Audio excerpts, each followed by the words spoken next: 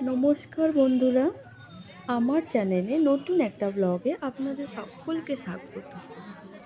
আশা করি আপনারা সবাই ভালো আছেন, আমিও ভালো আছি। এর আগে আমি একটা দেবদোলের শর্টস দিয়েছিলাম।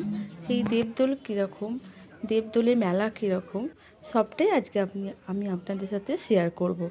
আপনারা দেখতে থাকুন। আজ আমি এই মেলাতে আমি আর আমার হাজব্যান্ড চলে গিয়েছিলাম মেলা দেখতে। খুব তাড়াতাড়ি গিয়েছিলাম, যেহেতু আমার ছোট বাচ্চাকে রেখে গিয়েছিলাম। মেলাটা ছিল খুবই বড় হয় মেলাটা।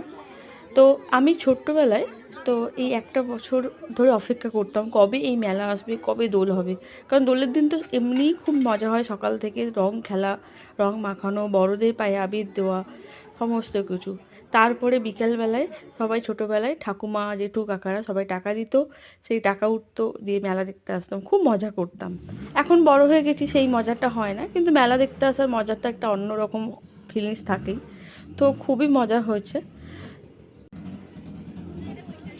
এই যে আমার হাজব্যান্ড আমার ছেলের জন্য ঝুমঝুমি কিনছে আর ঝুমঝুমি বাজিয়ে দেখেও নিচ্ছে।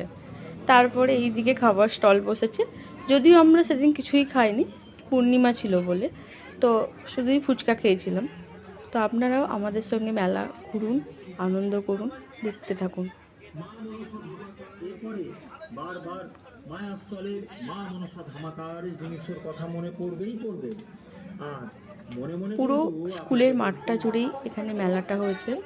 শুধু মাঠ জুড়েই মেলা হয়েছে এমনটাও নয়, মাঠে বড় রাস্তার দুধারেও মেলা হয়েছে। এবার আমরা বড় বাড়ির দিকে রওনা দিচ্ছি। তো বড় বাড়ি, এখানে দুই জমিদার ছিলেন, বড় বাবু আর ছোট বাবু, দুই বাবু মিলেই এনারা এই মেলাটা উদ্ভব করেছিলেন রাধাকৃষ্ণের পুজোর মাধ্যম দিয়ে। ওনারা যদি এখানে থাকেন না, ওনারা সবাই কলকাতায় থাকেন।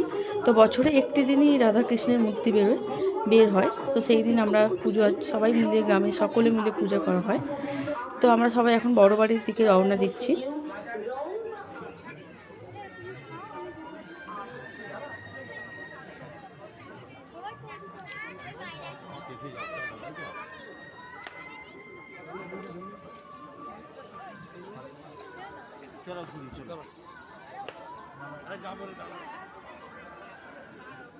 এই যে ওই যে বড় বাড়ির ঠাকুরটাকে দর্শন না করলেই নয়।